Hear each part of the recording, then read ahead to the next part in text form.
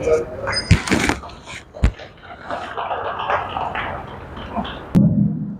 ఓం శ్రీ గురుభ్యో నమః.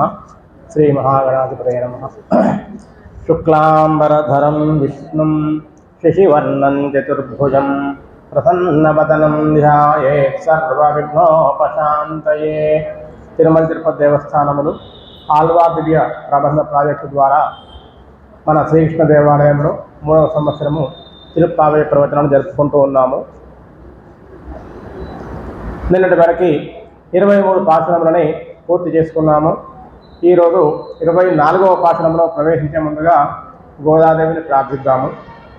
నీలా తుంగస్థలగిరి తటీ సుప్తముద్బోధ్య కృష్ణం పారాభ్యం స్వం శృతి హితస్థిరసిద్ధమధ్యాపయంతి స్వోచిష్టాయాం సదని గలితం యాధరాత్కృత్య భుంక్తే గోదా తస్యై నమ ఇదమిదం భూయ ఏవాస్తు భూయః.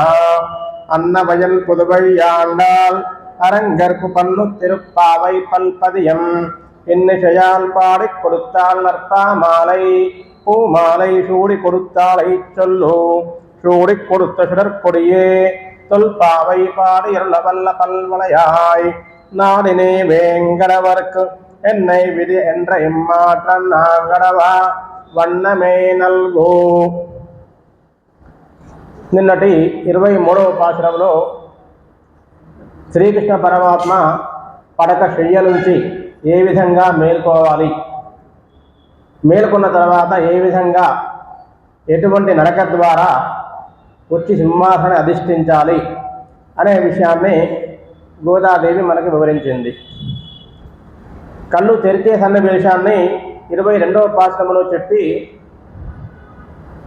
ఆ శరీరాన్ని ఏ విధంగా సాగదీస్తూ సింహము గనుక ఆ కళ్ళు చికిలించి జూలు దులిపి శరీరాన్ని సాగదీసి శరీరాన్ని అంతా ఒకసారి జలధరించి గట్టిగా గర్జించి గుహ నుంచి బయటికి వచ్చి ఏ విధంగా బయటికి వస్తుందో ఆ విధంగా నీవు కూడా అటువంటి పరాక్రమాన్ని కలిగి బయటికి వచ్చి చతుర్గతి 4 రకాలైనటువంటి నడక ద్వారా వృషభ గర్వంతో, పులి దూకుడుతోటి, సింహ పరాక్రమంతో, గజ గమనంతో అటువంటి 4 రకాలైనటువంటి నడకతోటి వచ్చి సింహాసనాన్ని కనుక అధిష్ఠిస్తే మేము వచ్చిన కార్యం విన్నవించుకుంటాము అని వారు వివరించారు.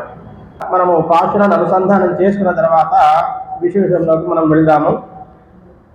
அன்றிவ்வகலம் அளந்தாய் அடைபோத்தி சென்றலங்கு தென்னிலங்கை செத்தாய் திரள் போத்தி பொன்றச்சகடம் உடைத்தாய் புகழ் போத்தி கன்றனு குணிலா எரிந்தாய் கடல் போத்தி குன்றனு குறையா எடுத்தாய் குணம் போத்தி வென்றனு பகை கெடுக்கும் நின் கையில் வேல் போத்தி என்றென்னும் சேவகமே ஏத்தி படை கொள்வான் இன்றுயாம் வந்தோம் இறங்கேலோர் ఎంబావాయ్. మరి భగవంతుని మనము నువ్వు ఇలా నడవాలి, అలా నడవాలి, ఇలా ఉండాలి, అలా ఉండాలి అనేవి మనము శాసించడము భావ్యమా? అలా శాసించగలమా? మనమే భగవంతుని ప్రార్థిస్తున్నాము, వర్ధిస్తున్నాము ఏదో కోరికల కోసము, కామ్యం కోసము. అటువంటిది మనము భగవంతుని శాసించడం ఏమిటి అనేటువంటి ఒక సందేహం తలెత్తుతుంది. అయితే ఇక్కడ భక్తి అనే విషయంలో 2 దశలు ఉంటాయి అని గోదాదేవి చెప్పింది. ఆ 2 దశలు ఏమిటి అంటే, ఒకటి జ్ఞాన దశ, రెండవది ప్రేమ దశ. ఒకటి జ్ఞాన దశ, రెండవది ప్రేమ దశ. జ్ఞాన దశ అన్నప్పుడు నేను వేరు, భగవంతుడు వేరు, పరమాత్మ వేరు, జీవి వేరు అనేటువంటి భావము. అలా ఉన్నప్పుడు ఎంతసేపు పరమాత్మ యొక్క పరతత్వాన్ని, ఆయన గుణగణాలను, ఆయన శౌర్య పరాక్రమాలను, ఆయన చేసినటువంటి మాయలని, అద్భుతాలని మనము కీర్తిస్తుంటాము, స్మరిస్తూ ఉంటాము. అలాగే మనకు కావలసినటువంటి అర్ధ కామాలు ఏవైతే ఉంటాయో అటువంటి వారిని ఆయన నుంచి ఆశిస్తూ ఉండేటువంటిది జ్ఞానదశ. ఈ ఋషులందరూ కూడా జ్ఞానదశలో ఉండేవారట. అంటే జ్ఞానదశ కలిగిన వారు ఋషులు. కానీ ఈ 12 మంది ఆళ్వార్లు ఎవరైతే ఉన్నారో ఈ ఆళ్వార్లందరూ కూడా వారు జ్ఞాన దశలో ఉంటారు, మళ్ళీ ప్రేమ దశలో కూడా ఉంటారు. ప్రేమ దశ ఏమిటి అంటే ఈ జ్ఞాన దశ అనేది పండితేనే ప్రేమ దశ అవుతుంది అనేటువంటిది. అంటే ప్రేమ దశ అన్న తర్వాత ఒక తల్లి తన కుమారుడికి లేదా తన కుమార్తెకి ఏ విధంగానైతే లాలిత్యాన్ని చూయిస్తుందో అటువంటి స్థితి. అనగా భగవంతుని మనం లాలించడము, భగవంతుని మనం కాపాడటము, భగవంతునికి మనం మంగళం పాడటము, ఆయనకు మనం సేవలు చేయడము, అతన్ని మన ఒక సంతానంలాగా భావించడము, భగవంతునికి మనము పెద్దవారిలాగా భావించడము అనేటువంటిది ప్రేమ దశ. అయ్యో ఏమైపోతుందో ఎలా ఉంటుందో అనేటువంటిది. ఇంకా ఉదాహరణ ఏమిటి అంటే మామూలుగా ఒక 20-25 ఏళ్ళ అబ్బాయికి తల్లి ఏం చేస్తుంది, అంత వయసు వచ్చింది నీ పని నువ్వు చేసుకోలేవా అని అంటుంది. అది జ్ఞాన దశ. కానీ అదే అబ్బాయికి 60 ఏళ్ళు వస్తాయి, తల్లికి 80 ఏళ్ళు వస్తాయి. కానీ అతను ఏదో బాధపడుతుంటే మా వాడు బాధపడుతున్నాడు, అయ్యో నేను చేసి పెడతాను అని తన అశక్తత ఉన్నా కూడా చేసే అటువంటి తత్వం ఏది ఉందో దాన్ని ప్రేమ దశ అని అన్నారట. అయితే ఆళ్వార్లు జ్ఞాన దశలో కాసేపు ఉంటారు, ప్రేమ దశలో కాసేపు ఉంటారట. అలా వారి దశలు మారుతూ మారుతూ ఉంటాయి ఈ 12 మంది ఆళ్వార్లవి. అలా గోదాదేవి కూడా ఈ ప్రేమ దశతోటి ఈ 24వ పాశురంలో భగవంతునికి మంగళం పాడే సన్నివేశాన్ని మనకి చెప్పడం జరిగింది. అంతేకాకుండా ఆ గోదాదేవి తండ్రి గారు విష్ణు చిత్తుల వారు పాండ్య దేశంలో పరతత్వ నిర్ణయం చేసిన తర్వాత, అంటే అసలు ఈ భూమండలాన్ని కానీ విశ్వాన్ని కానీ రక్షించేది ఎవరు అంటే ఆయన సాక్షాత్తు శ్రీ మహావిష్ణువు అని వేదరూపకంగా పండిత సభలో నిర్ణయం చేశాడు. చేసిన తర్వాత అతనికి ఆ నిర్ణయం చేసినందుకు రాజుగారు ఆయన్ని భద్రగజ మీద ఊరేగిస్తున్నాడు. తన భక్తుడికి ఇంత గొప్ప సన్మానం జరుగుతుంది అని తన పరివారంతో సహా ఆకాశంలో శ్రీ మహావిష్ణువు చూడడానికి వచ్చాట. వస్తే అందరము శ్రీ మహావిష్ణువు కనిపించాలని దండాలు పెడుతుంటే ఈ విష్ణు చిత్ర వారు మాత్రము అయ్యో స్వామివారు వచ్చారు, ఆయనకి దృష్టి దోషం తగులుతుంది అని పల్లాండు పాడి మంగళం పాడాడు. ఎటువంటిది ఏమీ కాకూడదు అని మంగళం పాడాడు అనేటువంటిది సన్నివేశము. అలాగే మనకి ఇటువంటి సన్నివేశాలు ఇంకా మనకి ఈ పురాణాల్లో చాలా వరకు కనిపిస్తూ ఉంటాయి. ఏంటివి అంటే శబరి శ్రీరాముడి శబరి దగ్గరికి వచ్చాడు. వచ్చిన తర్వాత ఆ శబరి ఏం చేసింది, స్వామివారికి పెడుతున్నాం కదా, పెడుతున్నప్పుడు మరి ఆ పళ్ళు పండినాయో పండలేదో తక్కువ దశలో ఉన్నాయో లేదు అని ఎంగిల్లి పళ్ళు పెట్టడము అంటే ప్రేమ దశ. అయ్యో నేను ఎంగిల్లి పళ్ళు పెడుతున్నాను లేదు, నా స్వామికి సరి అయిన పళ్ళు పెట్టాలి, కచ్చకాయలు పెట్టకూడదు లేదా బాగలేనివి పెట్టకూడదు అనేటువంటిది. అలాగే అతి ప్రేమతోటి విదురుడు శ్రీకృష్ణుడికి ఆ అరటి పండులో ఉన్నటువంటి పండు భాగం తీసి తొక్కను సమర్పిస్తాడు. అంటే తను తొక్క సమర్పిస్తున్నా అనే సంగతి విదురుడికి తెలియదు. అంటే అంతగా ఆ భగవంతునిలో ఆయన లీనమైపోయి తను ఏం చేస్తున్నాడో తెలియనటువంటి స్థితిలో ఆ ప్రేమ స్థితిలో ఉన్నటువంటి వాడు విదురుడు. ఇటువంటి సన్నివేశాలు మనకు కనిపిస్తూ ఉంటాయి. అలాగే కుచేలుడు కూడా తీసుకుపోవడానికి ఏమీ లేదు, మరి ఉత్త చేతులతో పోతే బాగుండదు కదా అని ఏదో కొన్ని అటుకులు తీసుకొని వెళ్ళాడు. మరి సాక్షాత్తు రాజసూయ యాగం చేయించినటువంటి వాడు, తర్వాత ఈ ద్వారకా నగరాన్ని మొత్తం కూడా రాజు రాకపోయినా కూడా పరిపాలించేటువంటి వాడు, ఆధీనంలో పెట్టుకున్నవాడు, అనేక మంది రాక్షసులు సంహరించడానికి సహాయం చేసిన వాడు, అటువంటి తన బాల్యమిత్రుడు మనకు రాజు. అటువంటి వాడికి అటుకులు తీసుకుపోవాలా అంటే ఇప్పుడు ఆయన దగ్గర లేవు, ఉన్నవి అవే సమర్పిస్తున్నాను. ఆయన కూడా ఏం చేశాడు, ప్రేమగా ఆప్యాయతతో ఈయన ఇవ్వడానికి సిగ్గుపడితే కూడా ఆ మూట విప్పి మరి అటుకులు నోట్లో వేసుకున్నాడు శ్రీకృష్ణుడు. ఇక్కడ ఒక విషయం చెప్తాను, ఎవరు ఏమో అనుకోవద్దు. కృష్ణాష్టమి రోజు అందరూ అటుకులు పెట్టాలి ఆయనకు అటుకులు పెడతారు. మనం ఎందుకు అటుకులు పెట్టాలండి?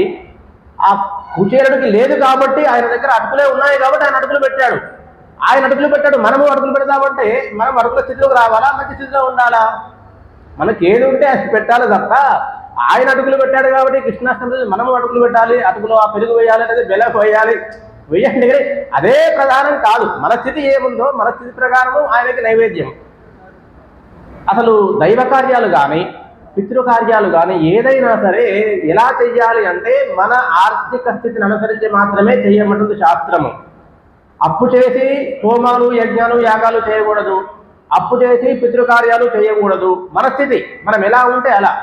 రామాయణంలో దశరథుడు చనిపోయిన తర్వాత భరతుడు వారందరూ వస్తారు తీసుకుని వెళ్ళడానికి. వచ్చినప్పుడు అప్పుడు తెలుస్తుంది దశరథుని యొక్క మరణము శ్రీరాముడికి. అప్పుడు శ్రీరాముడు ఆ దశరథునికి పితృకార్యం నిర్వహిస్తారు. నిర్వహించినప్పుడు ఆయన తినేటువంటిది ఏమిటి? కందమూలాలు, ఆ రేగు పళ్ళు, అవి పిండి ముద్దలు తింటూ ఉంటారు. వాటినే నైవేద్యంగా సమర్పిస్తాడు తప్ప మరి ఆయన 60,000 సంవత్సరాలు రాజ్యం చేశాడు కాబట్టి మహారాజు గారు కాబట్టి ఆయనకి ఇలా పెడతాము అని ఆయన ఏదో ఆ రాజ్యం నుంచి అక్కడి నుంచి తెప్పించేసి సంభారంగా భారీగా అటువంటి కర్మకాండ ఏం చేయలేదు. అంటే తను శ్రీరాముడు ఏ స్థితిలో ఉన్నాడో ఆ స్థితిలో ఉన్నటువంటి స్థితిలోనే పితృకార్యం నిర్వహించాడు. కాబట్టి దైవ కార్యాలు కానీ పితృకార్యాలు కానీ మన ఆర్థిక స్థితిని అనుసరించి మాత్రమే చెయ్యాలి. అంతే తప్ప వారెవరో షోడశదానాలు చేశారు అంటే మనము షోడశదానాలు చెయ్యాలి అంటే స్థితి ఉంటే చేస్తాము, లేకుంటే ఉన్నంత వరకు చేస్తాము. అంతే తప్ప ఏదో అప్పులు చేసి అవి చేసి చేయకూడదు అనేది శాస్త్రం చెప్తూ ఉంటుంది. సరే, ఇక్కడ విషయానికి వస్తే ఇలా ఆ భగవంతునికి మనం అనేక రకమైనటువంటి మంగళాశాసనాలు చేసేటువంటి సన్నివేశం. విశ్వామిత్రుడు శ్రీరాముని అడవికి తీసుకుని వస్తాడు. ఎందుకు? తన యాగ సంరక్షణ కోసము తీసుకొని. విశ్వామిత్రుడు తెలుసు ఎవరు ఈ రామలక్ష్మణులు ఇద్దరు కూడా సాక్షాత్తు ఆయన ఆదిశేషువు, ఈయన శ్రీ మహావిష్ణువు అని తెలుసు. అయినా సరే ఆ తాటకిని సంహరించే సమయంలో మారీచ సుబాహులతో యుద్ధం చేసే సమయంలో విశ్వామిత్రుడు తనకు తెలియకుండానే వారికి స్వస్తి రాఘవయో అస్తు రామలక్ష్మణుడు శుభమగుగాక అని వారికి ఆశీర్వచనం చేస్తాడు. తర్వాత శ్రీరాముడు యొక్క వివాహం తర్వాత పరశురాముడు ఆ ధనస్సుని పట్టుకొని వస్తే అప్పుడు దశరథ మహారాజు పరశురాముని ప్రార్థిస్తూ, అయ్యో ఇప్పుడు చిన్నపిల్లవాడు, మా అబ్బాయికి అభయం ఇవ్వండి, అభయం దాతుం అర్హసి, కాబట్టి మా అబ్బాయి అభయానికి అర్హుడు, మీరు అలా కోపగించుకోవద్దు అని అభయం ఇవ్వండి అని దశరథ మహారాజు శ్రీరామునికి కావాలి అని ఆ పరశురాముని కోరుతాడు. అలాగే శ్రీరాముడి సీతాదేవి వివాహం తర్వాత వారిద్దరూ కరచాలనం చేసేటప్పుడు జనక మహారాజు ఒక పద్యాన్ని ఒక శ్లోకాన్ని చెప్తాడు. ఆ చేసేటప్పుడు భద్రంతే ప్రతీక్షతే రామ అని, ఈమెను గ్రహించేటువంటి నీకు మంగళమగుగాక అనేటువంటి మాటని జనక మహారాజు చెప్పినట్టుగా మనకి రామాయణంలో ఉంటుంది. ధనకారణ్యంలో ఋషులందరికీ శ్రీరాముడు కనిపించినప్పుడు అప్పటికి ఋషులందరూ కూడా ఈ రావణాసురుడు పంపించినటువంటి రాక్షసుల చేత బాధలు పడుతున్నారు. వారి యజ్ఞాలు హోమాలు నిర్విఘ్నం అవుతున్నాయి, ఇబ్బంది పడుతున్నారు. ఋషులను రక్షించడానికి శ్రీరాముడు వచ్చాడు. మరి ఆయన రక్షించేవాడు, వీరు రక్షింపబడేవారు. అయినా సరే ఆయన చూడగానే వీళ్ళు ఏమన్నారు? మంగళాని ప్రయుంజానా ప్రత్యగృహ్ణాన్ అని ఆయనకి మంగళాశాసనం చేశారు ఋషులందరూ కూడా శ్రీరాముడికి. సీతాదేవిని వెతుక్కుంటూ వెళ్ళినప్పుడు జటాయువు ఆ కొన ఊపిరితో ఉన్నాడు. ఈ వృత్తాంతమంతా రావణాసురుడితో యుద్ధం జరగడము, సీతాదేవిని ఆయన పట్టుకుపోవడము వృత్తాంతమంతా చెప్పిన తర్వాత ఆ జటాయువు చివరి క్షణాల్లో యాం ఓషధి మివాయుష్మాన్ అన్వేషసి మహాతనే అంటే నీకు సీతాదేవి లభించినంత వరకు ఏ ప్రమాదము రాకుండాగాక శ్రీరామ అని జటాయువు శ్రీరాముని ఆశీర్వాదం చేస్తాడు. సుగ్రీవుడు పంపించినటువంటి హనుమంతుడు రామలక్ష్మణుల దగ్గరికి దూతగా వచ్చిన తర్వాత ఆ శ్రీరాముడు లక్ష్మణుడు ఇద్దరు కూడా వారు ధనుర్బాణాలు ధరించి ముని వేషంలో ఉన్నారు. పైన ఆచ్ఛాదన లేదు, ఈ కింద ఉన్నటువంటి అంగవస్త్రాలు మాత్రమే ఉన్నాయి.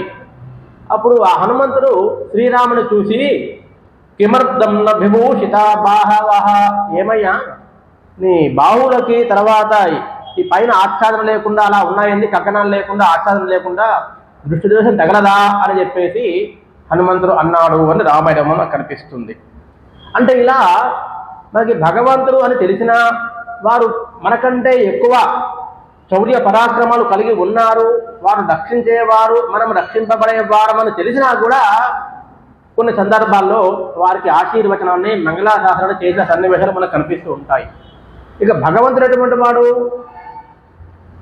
తన భక్తుడికి తను ఏది కోరితే అది ఇచ్చేటువంటి భక్త సులభుడు, భక్తుడు చెప్పినట్లుగా నడుచుకునేటువంటి వాడు. పాండవులందరికీ కూడా శ్రీకృష్ణుడి యొక్క శక్తి తెలుసు. కేవలము శ్రీకృష్ణుడి యొక్క అండ ఉండడం వల్లనే వారు 12 సంవత్సరాలు అరణ్యవాసం చేశారు, 1 సంవత్సరం అజ్ఞాతవాసం చేశారు, అన్ని కష్టాలు ఎదుర్కొన్నారు. ఏదో దుర్వాసులు వచ్చి ఇబ్బంది పెడితే ఆయన వచ్చి రక్షించాడు, అన్నీ తెలుసు. అర్జునుడికి కూడా ఆ సంగతి తెలుసు.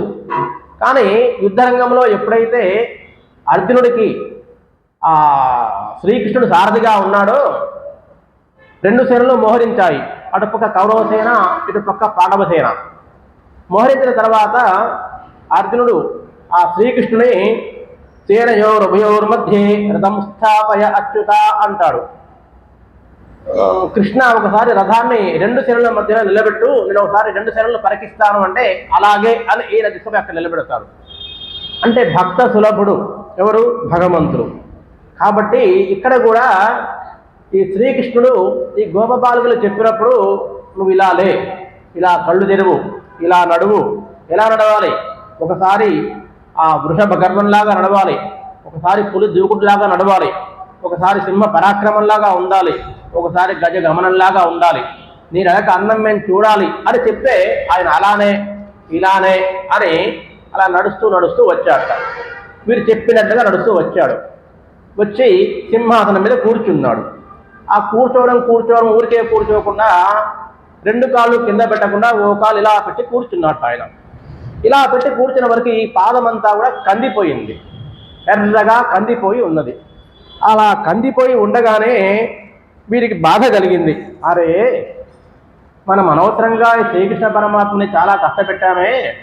ఇలా నడవమన్నాము, అలా నడవమన్నాము, అలా నడవమన్నాము, అలా నడవడం వల్ల పాదం కందిపోయింది. ముట్టుకుంటేనే అటు కందిపోయి అటువంటిది లక్ష్మీదేవి తాకినా కూడా లక్ష్మీదేవి సుకుమారము.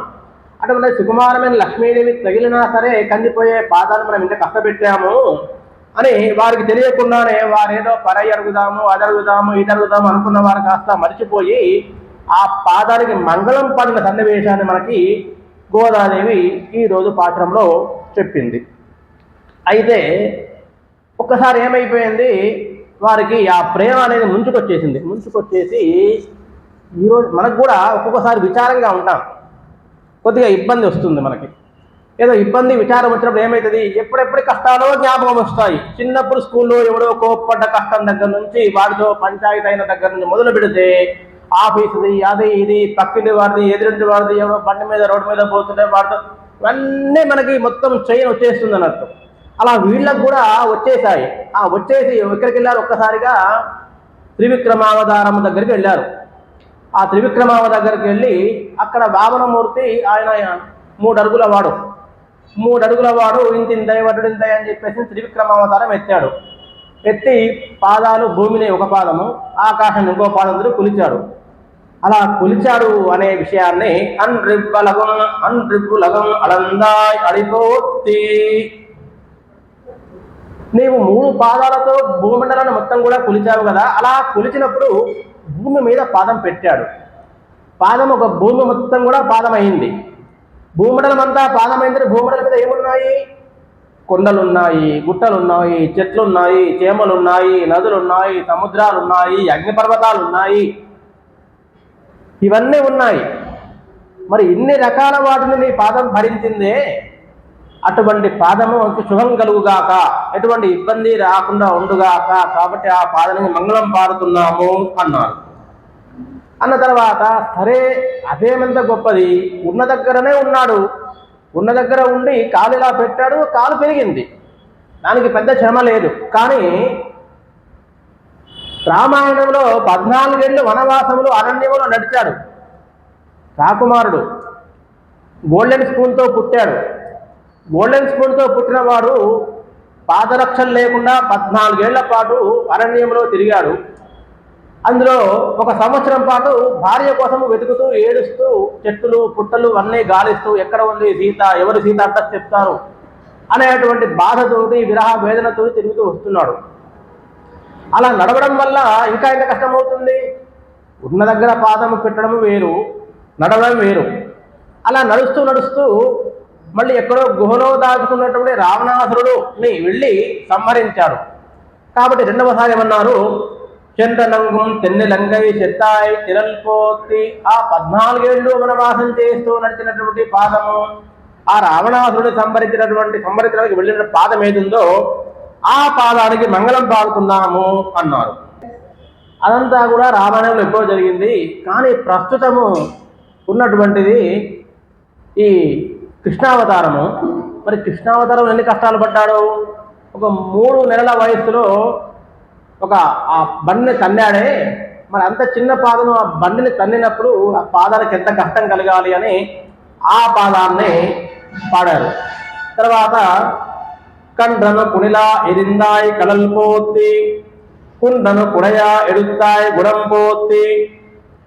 ఈ శిఖరాసుని సందులు మొత్తం కూడా ఊడిపోయాయి. ఆ విధంగా తన పాదానికి నమస్కారము అన్నారు. ఇంకొక కార్యం చేశాడు ఆయన. ఈ కంసుడు అనేక మంది రాక్షసులను పంపిస్తూ ఉన్నాడు. పంపిస్తూ ఉన్నప్పుడు ఆ రాక్షసుల్లో ఒకరు ఏం చేశాడు, ఒక వెలగ చెట్టుగా ఉద్భవించాడు. ఒక రాక్షసుడు ఒక దూడ రూపంలో వచ్చాడు. అంటే ఈ దూడల్లో కలిసిపోయి ఎప్పుడైతే సమయం దొరుకుతుందో ఆ సమయంలో శ్రీకృష్ణుని ఇబ్బంది పెట్టాలి, సంహరించాలి అని దూడ రూపంలో వచ్చాడు. అయితే బలరాముడు కనుక్కున్నట్ట, ఇదేదో కొంచెము తేడాగా ఉంది, మిగతా గోవులతోటి దూడలతోటి పోలిస్తే ఈ దూడ లక్షణాలు కానీ దాని పరిస్థితి కానీ వేరుగా ఉంది అని శ్రీకృష్ణుడు చెప్పాడు. శ్రీకృష్ణుడు గమనించి ఆ దూరం అనేది కాదు అని దాన్ని పట్టుకొని దాన్ని కాళ్ళు పట్టి దాన్ని గిరా గిరా గిరా తిప్పేసేసి ఆ వెలగ చెట్టు వేసి కొడితే ఒకటే దెబ్బకి ఆ వెలగ చెట్టు ఆ దూడ 2 మరణించాయి. అటువంటి శౌర్యానికి మంగళము అని చెప్పేసి ఒకటి అన్నారు. తర్వాత గోవర్ధనగిరి ఎత్తడం జరిగింది. ఆయన ఆ గోవర్ధనగిరి ఎందుకు ఎత్తాడు? ఇంద్రుడు 6 రోజులు వర్షం కురిపించాడు. 1 రోజులు వర్షం కురిపిస్తే ఈ గోపబాలులందరినీ రక్షించడానికి చిరకన వేలు మీద ఆ పర్వతం మొత్తం ఎత్తి నిలబెట్టాడు. అది ప్రేమ. ఎవరి మీద ప్రేమ? అక్కడ ఉండేటువంటి గోపబాలికలందరి మీద ప్రేమ. వారిని రక్షించేటువంటి బాధ్యత తన మీద ఉన్నది. కుండను కుడయా ఎడుతాయ గుణం పోతి. ఆ గోవర్ధనగిరి ఎత్తినటువంటి నీ సహనానికి ఎంత సహనం ఉండాలి. ఒక చిన్న బరువు ఎత్తాలి అంటేనే మనము ఏదో కిరాణా సామాన్ తేవాలంటే చెయ్యి పడిపోయింది అంటాము బండి నుంచి ఇంటికి లోపలికి వచ్చేసరికి. అటువంటిది చిరకన వేలుతోటి ఒక 10 ఏళ్ల బాలుడు మొత్తం కూడా ఆ పర్వతాన్ని ఎత్తి 7 రోజుల పాటు అలాగే ఉంచడము అంటే ఎంత సహనం ఉన్నది. అటువంటి సహనానికి మంగళము అన్నారు. అన్న తర్వాత మళ్ళీ వీళ్ళకి అనుమానం వచ్చింది. నీకు ఇంత శక్తి ఉన్నది అని పాడుతున్నాను, ఇంత శక్తి అని చెప్పితే మళ్ళీ దృశ్యదోషం తగులుతుందేమో అని చెప్పేసి ఏమంటున్నారు, ఇదంతా కాదయ్యా, నీ చేతిలో ఉన్న బల్లెం ఏదైతే ఉందో వెండను పగై కెడుపు నిన్ను కైలు వేలిపోతే, నీ చేతిలో ఉన్న బల్లెమే ఇదంతా చేస్తుంది, నువ్వు కాదు, దాని శౌర్యము అని చెప్పేసి ఏమన్నారు, ఎందెండం సేవకమే ఏతి పరై కొల్వాన్. ఈ విధంగా అనేక రకములైనటువంటి కార్యాలు చేశావు, అటువంటి నీకు నేను మంగళం పాడుతున్నాము. ఇంద్రియాం బందో ఇరంగేలో రెంబావాయ్. కాబట్టి ఇలా మేము ఈ మంగళాశాసనం పాడినందుకు మాకు ఏదైతే కావాలో అది ఇవ్వాలి, మా మీద దయ ఉంచాలి అన్నారు. నేను ఒక్క విషయం చెప్పి ముగిస్తాను. ఇక్కడ ముందేమన్నారు, త్రివిక్రమావతారాన్ని గురించి పాడారు, రెండవసారి రామావతారం గురించి పాడారు, మూడవసారి కృష్ణుడు ఆ శకటాసురుని బండిని తన్నినటువంటి సన్నివేశాల గురించి పాడారు, నాలుగవసారి కపిత్తాసురుని తర్వాత వత్సాసురుని సంహరించిన విషయాన్ని పాడారు, ఐదవసారి గోవర్ధనగిరి గురించి పాడారు, ఆరవసారి వచ్చేసరికి నీ బల్లెమయ్యా అన్నారు. అంటే మనం ఏది ధరిస్తామో మన వెంట ఏది ఉంటుందో దాని ప్రభావం మన మీద ఉంటుంది అనేది ఒక విషయం. మనకి రామాయణంలో అరణ్యకాండలో ఒక వృత్తాంతం ఉంటుంది. ఈ శ్రీరాముడు ధనుర్బాణాలు ధరించి ఉంటే సీతాదేవి మీరు మునివేషాలు వేసుకున్నారు, అరణ్యవాసం వచ్చారు, ధనుర్బాణాలు ధరించడం వల్ల మీకుండేటువంటి ఈ మనస్సులో ఏమైనా ఇబ్బంది కలుగుతుందేమో అని ఒక కథ చెప్తుంది. ఏం కథ చెప్తుంది అంటే శ్రీరాముడికి సీతాదేవి కథ చెప్తుంది. అరణ్యకాండలో మనకు ఉంటుంది, కనిపిస్తుంది. ఏమిటి అంటే, ఒక సన్యాసి ఉంటాడు, అడవిలో తపస్సు చేసుకుంటూ ఉంటాడు. ఈ అడవిలో తపస్సు చేసుకుంటూ ఉన్నప్పుడు ఆ సన్యాసిని పరీక్షించడానికి ఇంద్రుడు మారువేషంలో వస్తాడు. ఒక భటుని రూపంలో వచ్చి ఒక పెద్ద ఖడ్గము, ఆ ఖడ్గాన్ని ఏం చేస్తాడు, ఆ భటుని రూపంలో వచ్చి, ఏమయ్యా మునీశ్వర, నేను అత్యవసర పని మీద పక్క నగరానికి వెళుతున్నాను, ఈ ఖడ్గము తీసుకుని పోవడానికి లేదు, దీన్ని నీ దగ్గర కొంతకాలం ఉంచుకో, నేను మళ్ళీ తిరిగి వచ్చేటప్పుడు తీసుకుంటా అంటాడు. సరే, మరి ఆయన మునీశ్వరుడు తపస్సు చేసుకుంటున్నాడు, వేరే వారికి సహాయం చేయాలి, దాంట్లో ఆయన పెద్ద చేసే కార్యక్రమం ఏమీ లేదు. సరే పెట్టవయ్యా అంటాడు. ఆ భటుడు ఆ ఖడ్గాన్ని అక్కడ పెడతాడు, ఈయన తీసుకుంటాడు. ఈయన ఒక్కడే తపస్సు చేసుకుంటాడు, ముని కదా, పెళ్ళాము పిల్లలు సరంజామా వగైరా పని మనుషులు ఎవరూ లేరు.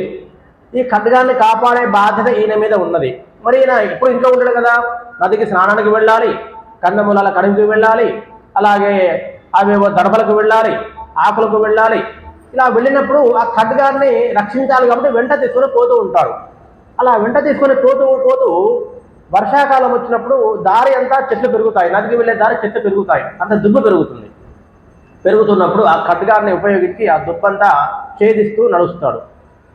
ఆ ఖడ్గాన్ని ఉపయోగించి చెట్ల పళ్ళు కోసుకుంటాడు, తనకు కావలసిన ఆకులు కోసుకుంటాడు.